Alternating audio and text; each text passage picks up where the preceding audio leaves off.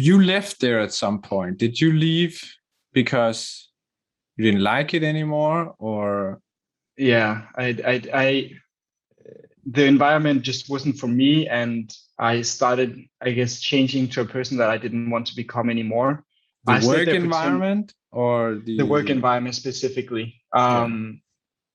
I stayed there for 10 months, and at the end of it, I was also really, really drained in so many ways that I'd never tried being. Yeah. Um, Especially from overwork as well, because at some point I was the only one working with him, because one guy was injured and another guy couldn't get into the US and was then fired.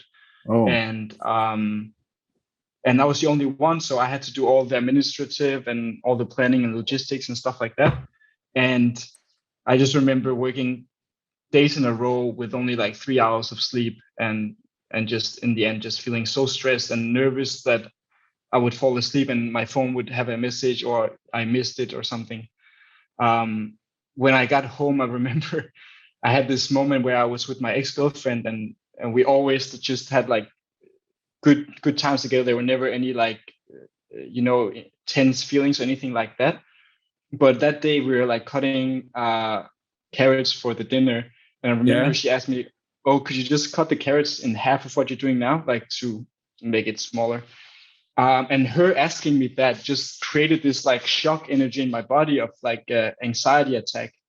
And I was just so surprised that I was in that condition, because I was so focused and so, I guess, running on adrenaline when I was working, that I Yeah. didn't notice how much like my confidence and everything was just like going down as a result of being in an environment that wasn't supporting me, Yeah. for my preference.